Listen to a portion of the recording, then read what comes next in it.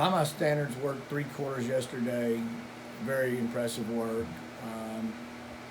He just everything seems to be going good for him. That's the first work that we really kind of turned the heat up on him a little bit. He's been steadily working since his last race, but yesterday was the most we've asked of him. Worked very, very well, full of energy, bounced back well. Everything seems to be going his way right now, and hopefully he can carry that in the Breeders' Cup. He's been really sound and healthy, and I hope we can keep it that way in the Breeders' Cup. It still seems weird to say in his last race on the Derby undercard when he won the Alley Sheep. It's like... Yeah, I mean, it's been a different year for sure. It's been strange, losing some races here and there.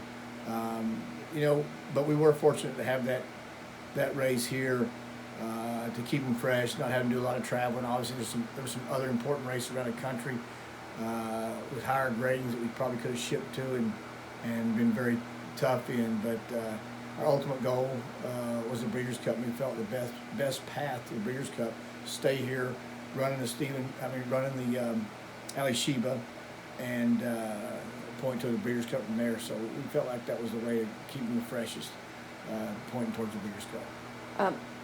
Sort of talk about the field for the Breeders' Cup. You're going to be facing Maximum Security, Tom's Day Top, whom you've run into before. Yeah, some really good horses that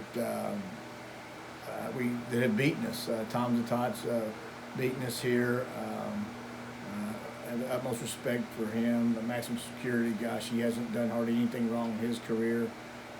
Top group of horses. We're going to have to turn the tables on them. To find a little bit better race, but I don't think there's a lot separating them. I think one gets a better trip than the other. That could be the difference. And I think by my standards has been very, very consistent this year, and probably has gotten a little better all the time.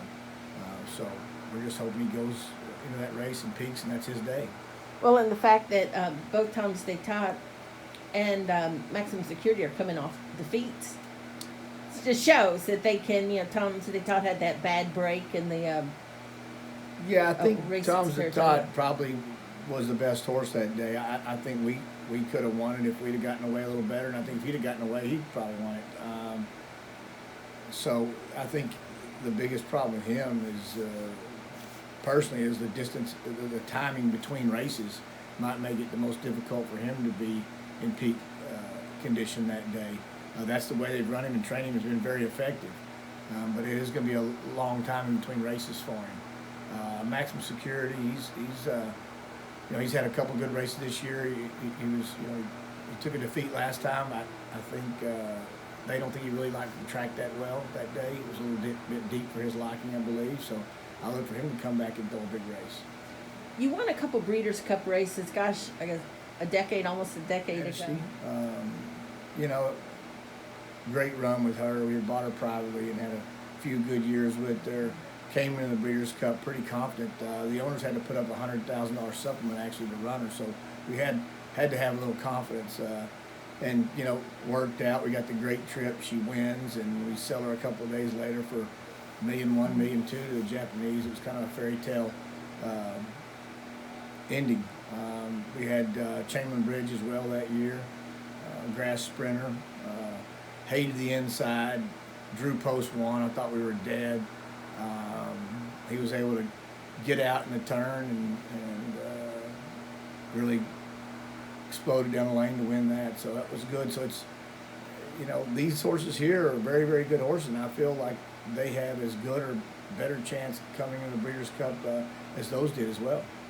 Yeah, it just shows how hard it is to even get to these races, let alone to win them. Well, they don't call it the World Championships for no reason, and it's it's at the end of the year. A lot of things have to go right. You have to keep your horse fresh, healthy, and sound. And sometimes you get to an end of a campaign. These horses are the top horse of the country, and they've run hard all year. And sometimes they're not able to bring their best race in November because they've run so hard early in the year.